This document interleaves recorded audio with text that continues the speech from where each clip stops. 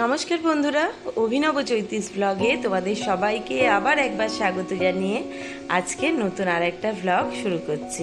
তোমরা সকলে কেমন আছো, কে কোথা থেকে আমার ব্লগগুলো দেখছো আর দেখে কেমন লাগছে সেটা অবশ্যই কমেন্ট করে জানিও। ভালো লাগলে লাইক করো, বন্ধু বান্ধবের সঙ্গে শেয়ার করো।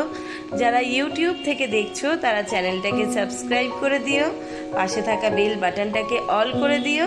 আর যারা ফেসবুক থেকে দেখছো তারা পেজটা অবশ্যই ফলো করো। আজকে শনিবার, ঘড়িতে এখন প্রায় 9:30 মতো বাজতে যায়, আর আমাদের গোপু সোনা কিন্তু আজকে এখনো ওঠেনি। তাকে তুলতে আমার বেশ খানিকটা লেট হয়েছে। আর গতকাল রাত্রিবেলা গোপুকে রিক শয়ন দিয়েছিল, তাই ঠাকুরের বাসি ফুলগুলোও ফেলেনি। তো যেহেতু এখন জলটা প্রচণ্ড গরম হয়ে যায়, তাই ওর স্নানের জলটা আগে তুলে এনে রেখে দিয়েছি। ওটা যতক্ষণ না একটু ঠান্ডা হয় ততক্ষণ স্নান করানো যায় না। আমি অবশ্য শয়ন দিলে আগের দিন রাত্রিবেলায় এনে রাখি, কিন্তু যেহেতু কালকে আমি শয়ন দিইনি তাই আর জলটা আনা হয়নি। তো চলো এবার ঝটপট সমস্ত ফুল পেলে ঠাকুরদের পরিষ্কার করিয়ে গোপালকে তুলে পুজোটা সেরে নেওয়া যাক। সকালবেলা আজকে জলখাবারে তোমাদের দাদা আর রিক দুজনে খেয়েছে মাখন, পাউরুটি, কলা। আর রিককে একটু দুধ দিয়েছি, আর দাদা খেয়েছে চা। আমার আর আজকে ইচ্ছা করলো না পাউরুটি খেতে, তাই জন্য আমার জন্য একটু শশা নারকোল কেটে রেখেছি, আমি একটু অল্প করে মুড়ি খাবো। আর দুধটা এখানে জাল দিয়ে রেখেছি, কিন্তু এত গরমে তো এখনও ঠান্ডা হয়নি। দুধটা ঠান্ডা হলেই আগে ফ্রিজে ঢুকিয়ে দিই, যে একটু গরমে তাদ লাগে না, দুধটা কেটে যায়। আর দুপুরবেলা আজকে হবে সোয়াবিন, যেহেতু নিরামিষের দিন। পোস্ত তো একদম হবেই, তার সঙ্গে সোয়াবিনটা এখন কিছুদিন চলবে বাড়িতে, কারণ এখন নতুন নতুন রিকের সোয়াবিনটা খেতে ভীষণ পছন্দ হয়েছে, ভালো লাগছে। তাই নিরামিষের দিন এই সোয়াবিনের তরকারিটা করি, তাহলে অন্তত ওর খাবার চিন্তাটা থাকে না। এখানে ভাতের চালটাও ভিজিয়ে রেখেছি, ভাতটা বসাবো, দিয়ে আমি আমার জল খাবারটা খাবো। ওদিকে সোয়াবিনটা নাবিয়ে ঝুড়িতে যতক্ষণ জল ঝরবে ততক্ষণ আলুটা কেটে, আর এমনি তো নিরামিষের সোয়াবিনের তরকারি বিশেষ কিছু দেওয়ার নেই। আদা জিরে বাটা, একটু লবণ, হলুদ, লঙ্কা, টমেটো, ঘি, গরম মশলা এই দিয়ে, আর একটু হবে মুগের ডাল, পোস্তর বড়া, পাঁপড় ভাজা, আর এই সোয়াবিন আলু দিয়ে তরকারি। হালকা মানে শনিবার দিনের নিরামিষ রান্না, হালকা পাতলা। এখানে আমার চলো শশা কেটে রেখেছি, ঝটপট একটু জল খাবারটা সেরে নিই, দিয়ে রান্নার কাজটা বসাবো। রিকের তো অনলাইন ক্লাস চলছে, সে জলখাবার খেয়ে ক্লাস করতে বসে পড়েছে। আর তোমাদের দাদা গেছে ধোয়ার কাগজ করাতে। আর এই ফাঁকে আমি আমার ঝটপট করে কাজকর্ম গুছিয়ে নিচ্ছি। জলখাবার খেতে বসেছি, হঠাৎ করে একটা কথা মনে পড়ে গেল না, গতকাল রাত্রি যখন শুতে যাই তার আগে তো বেশ কিছুক্ষণ সময় একটুখানি তিনজনের কথাবার্তা, গল্প, কার কি অফিসে হলো, স্কুলে হলো, বন্ধুদের সঙ্গে হলো।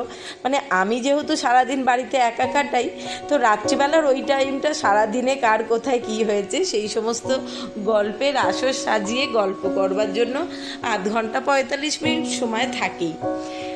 তো এখানে পোস্তটা বাটবো বড়ার জন্য, বাকি পোস্তটা দেখছি একটুখানি সাদাটে এবারের পোস্তটা।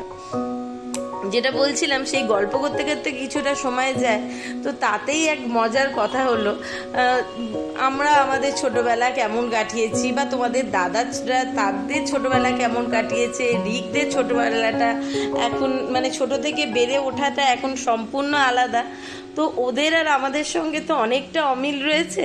তাই রিক হঠাৎ করে জিজ্ঞেস করলো একটা প্রশ্ন, যে মা বাবা তোমরা দুজনেই বলো লোডশেডিং হলে এই হতো ওই হতো, লোডশেডিংটাকে ভীষণ রকম এনজয় করতে, লোডশেডিংও হয় ভীষণ নাকি ভালো, তো তোমরা কি করে যে বলো কে জানে বাবা, এই গরমে পাখা বন্ধ, লাইট অন্ধকার, মশা কামড়াচ্ছে, তার মধ্যে সেটা কি আদেও কোনো ভালো লাগার বিষয়? আমার তো বাবা জানি না কেন তোমাদের এত ভালো লাগে লোডশেডিং, কিন্তু আমার লোডশেডিং হয়েছে দেখলেই বিরক্ত লাগে। তো যেটা কথা, আমাদের ছোটোবেলাটা কি, আমরা তো এরকম শুধুমাত্র দাদু ঠাকুমা বা দিদা দাদু আর বাবা মা 3-4 জনের মাঝে বেড়ে ওঠা নয়, আমাদের পরিবারটা ছিল অনেক বড়। আর সেখানে কাকা পিসি জ্যাঠা জেঠি সমস্ত ভাই বোনেরা একসঙ্গে অনেকে। আর সবচেয়ে যেটা মজার ব্যাপার ছিল, এতগুলো ভাই বোন তো সারাক্ষণই নিজেদের মধ্যে কিছু না কিছু মানে সারাক্ষণ জটলা পাকাচ্ছি। এতজন ভাই বোনের মনের মধ্যে কিছু না কিছু কথা, কিছু না কিছু আলোচনা সারাক্ষণ চলছে। তো সেই ব্যাপারগুলো তো একেবারেই আলাদা ছিল, যেটা এখনকার দিনের ছেলেমেয়েরা একেবারেই পায় না। আর তার বড় একটা কারণও হচ্ছে, এখনকার দিনে প্রায় বেশিরভাগ বাড়িতেই তো সব ছেলেমেয়েরা নয় একাও নয়, তার একটা ভাই বা বোন রয়েছে, দুজন। আর তোমাদের দাদাদেরও তাই, তারাও খুঁড়তো জাতো মিলিয়ে 5-6 জন ভাই বোন ছিল।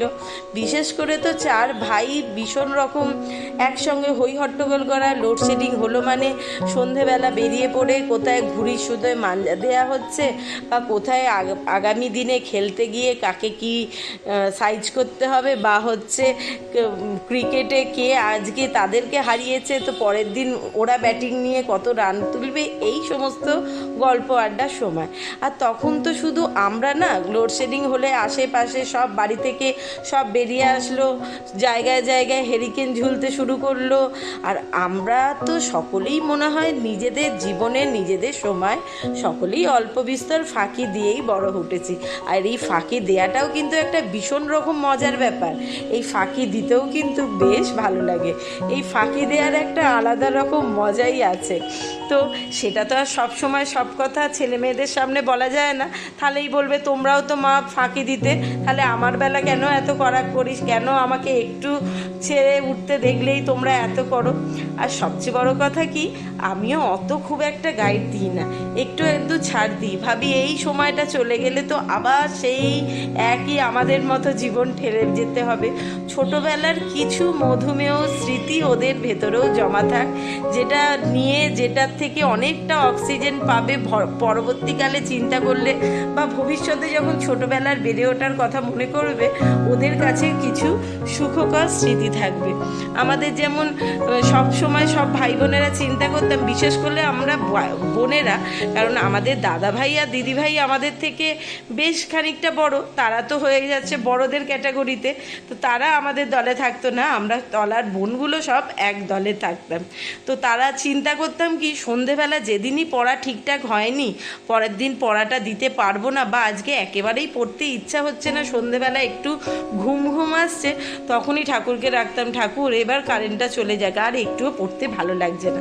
কারণ কারেন্টটা যাওয়ার সঙ্গে সঙ্গেই তো লম্ফ জ্বলুক বা মোমবাতি, হ্যারিকেন জ্বলুক বা টেবিল ল্যাম্প, জেঠু তো ওপর থেকে ডাক দেবে সব বোনেদেরকে, ওপরে ছাদে যাব। আর অমনি আমরা পড়ি কি মরি করে মাদুর বালিশ সঙ্গে নিয়ে দৌড়ে গিয়ে ছাদে সব লম্বালম্বি পাতা হয়ে যাবে। জেঠু হবে আমাদের মধ্যমণি, উনি মাঝখানে শোবেন, আর আমরা সব ভাই বোনেরা তার দুপাশে শুয়ে পড়ব। আর বিশাল বড় থালার মতো আকাশে সুপুরির মতো সাজানো তারাগুলোকে নিয়ে কত বিশ্লেষণ, কে বড় হয়ে কোন তারায় যাব, কোন তারাটা জ্বলছে নিভছে, কোনটা গ্রহ কোনটা নক্ষত্র, কত যে বিশ্লেষণ করতে করতে হুট করে আবার কারেন্টটা চলে আসতো, বুঝতেই পারতাম না সময়টা কেটে গেল কিভাবে। আবার ওই লোডশেডিংয়ের মধ্যেও ছাদের মধ্যে হুড়োহুড়ি করে ছোঁয়াছুঁয়ি খেলা হচ্ছে, কানামাছি খেলা হচ্ছে, তাতে উল্টে পড়ে গিয়ে 2-1 ঘা পিঠেও পড়ছে, তাতে দুঃখ নেই। কিন্তু এই মজার সঙ্গে আর কোনো মজা কিন্তু হয় না আলাদা। যাই হোক, কথা বলতে বলতে দেখো রান্নাটা হয়ে গেছে কমপ্লিট, চলো খাওয়া দাওয়া সেরে নিই।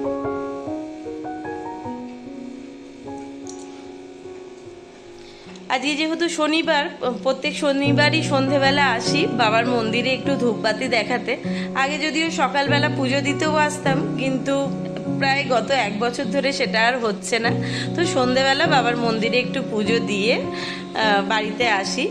আর আমি বাড়িতে এসে একদম জোর কদমে লেগে পড়েছি রাত্রিবেলার রান্নার কাজ করতে। আর দাদাকেও ফোন করে বলে দিয়েছিলাম, ফেরার পথে মিষ্টির দোকানে না বেশ সুন্দর এই ভাজা পনিরের কোফতাগুলো পাওয়া যায়, তো সেটা নিয়ে আসতে বলেছিলাম। আর আমি এখানে একটু মশলা তৈরি করে নিয়েছি, আদা টমেটো কাঁচা লঙ্কা দিয়ে, তাতেই রোজকার লবণ হলুদ লঙ্কা মিষ্টি একটু জিরে গুঁড়ো একটু কাশ্মীরি লঙ্কার গুঁড়ো সব দিয়ে রেডি করে নিয়েছি। আর তার আগে তো দেখতেই পেলে একটু চার মগজ পোস্ত আর কাজু বাদাম বাটাও বেটে রেডি করে রেখেছি। একটু স্বাদ মতো চিনিও দিয়ে দিলাম, আর এখানে গোটা জিরে, গোটা গরম মশলা, তেজপাতার ফোড়নটা রেডি করে নিয়েছি। কড়াই একটু সামান্য তেল আর ঘি দিয়ে নিয়েছি। এবার ফোড়নটা কিছুক্ষণ ভেজে নিয়ে টমেটো কাঁচা লঙ্কার এই পেস্টটা দিয়ে দেবো আদা দিয়ে। এটা একটু কষিয়ে নিয়ে তারপর দেবো পোস্ত, চার মগজ বাটা, কাজু বাদাম বাটার পেস্টটা। কারণ যেহেতু বাদামটা খুব তাড়াতাড়ি তলায় লেগে যায়, ওটা একটু পরে দেয়াই ভালো। এই রান্নাটা হয়ে তো যায় খুব ঝটপট, আর করলে রিকও ভীষণ খেতে পছন্দ করে। রিক না, সকলেরই খাওয়া হয়ে যায়। তো মনে করলাম নিরামিষের দিন রোজ তো আলুর তরকারি এক নাগারে ভালো লাগে না, তার থেকে এটা করে নেওয়াই ভালো। ঝটপট হয়েও যাবে, পনিরটা একদম ভেজে রেডি করা থাকে, আর আলাদা করে কাটা ভাজার ঝামেলা থাকবে না। এখানে গ্রেভিটাও হয়ে গেছে, শুধু এবার পনিরগুলোকে দিয়ে একটু মিনিট 5 ফুটিয়ে ঘি গরম মশলা দিয়ে নামিয়ে নেব।